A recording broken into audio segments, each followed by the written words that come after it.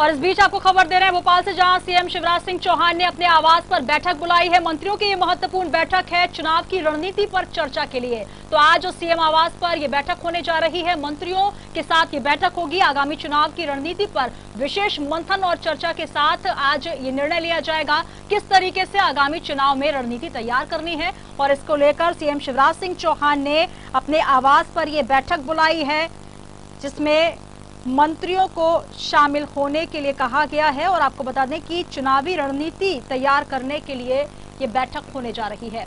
तमाम जानकारी के साथ स्टेट हेड राजेश सक्सेना जी हमारे साथ जुड़ चुके हैं। राजेश जी, आज सीएम आवास पर महत्वपूर्ण बैठक होने जा रही है, आगामी चुनावों की रणनीति पर चर्चा होगी। क्या लगता है किस प्रकार से मंथन होगा और कौन कौन से मंत्री उसमें शामिल होने जा रहे हैं? देखिए सुनीता, जिस तरह से चुनाव आयोग ने अभी साफ कर दिया है कि 29 नवंबर तक उपचुनाव जो होना है पूरे देश में होना है। उपचुनाव 64 सीटों पर, एक लोकसभा सीट पर उपचुनाव होना है और बाकी बिहार में विधानसभा चुनाव होना है। तो चुनाव आयोग की जिस तरह ने साफ किया है कि 29 नवंबर से पहले चुनाव संपन्न करा लिए जाएंगे। अब ये साफ हो गया है कि मध्य प्रदेश की जो 27 सीटें हैं जहां पर विधानसभा का उपचुनाव होना है, तो नवंबर के पहले 29 नवंबर से पहले वहां पर चुनाव करा लिए जाएंगे। और जिस तरह से संभावना जताई जा रही कि शायद सितंबर के इसी महीने में किसी भी समय आचार संहिता लग सकती है। और इसी को लेकर आज सारे मंत्रियों को मुख्यमंत्री शिवराज सिंह चौहान ने अपने बंगले पर, आवास पर सारे मंत्रियों को बुलाया है।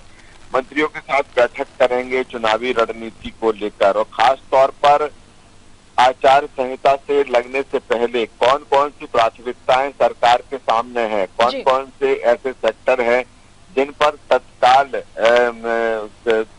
अमल करने की जरूरत है, तत्काल उन पर डिसीजन लेने की जरूरत है, कौन से ऐसे कैबिनेट की आवश्यकता पड़ेगी, तो कौन से ऐसे प्रस्ताव रहेंगे जिनको तत्काल हरी झंडी दी जा सके। कहीं न कहीं कई ऐसे मुद्दे हैं जिनको लेकर लगातार सरकार कटघरे में है। खासतौर पर कमलनाथ सरकार के रहते जो बिजली को लेकर लोगों को राहत दी गई है, और अब जिस तरह के बिजली के बिल आ रहे हैं, कहीं न कहीं इस पर सवाल खड़े हो रहे हैं। और सरकार भी चाहती है कि कहीं न कहीं जब तक चुनाव संपन्न नहीं हो जाते तो बिजली के जो बिल हैं, कहीं न कहीं उपभोक्ताओं को फौरी राहत इसमें दी जाए, जिससे ये लगे कि नहीं, सरकार इस दिशा में भी काम कर रही है। इसको लेकर शायद चर्चा हो सकती है, कोई फैसला हो सकता है। दूसरी तरफ किसानों से चूंकि फसलें जो बर्बाद जिस तरह से हुई हैं, और किसानों को फौरी राहत देने की जरूरत है।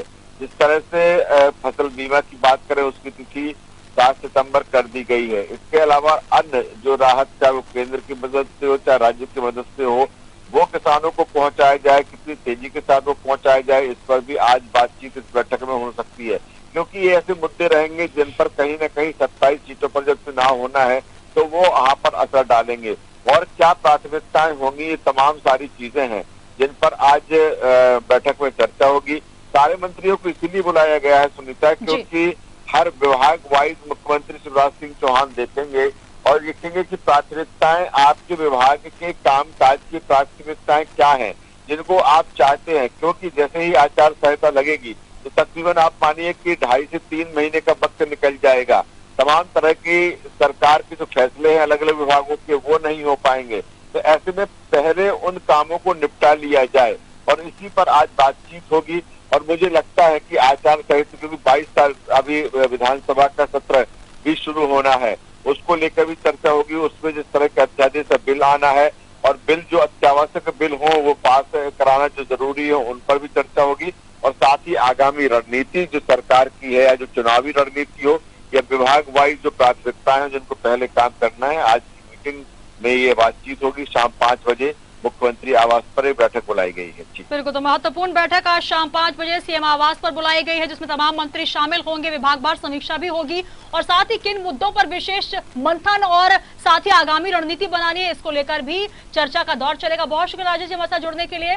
तो चुनावों को देखते हुए, उपचुनावों को देखते हुए ये विशेष महत्वपूर्ण बैठक मानी जा रही है, जो कि आज शाम 5 बजे सीएम आवास पर होने जा रही है।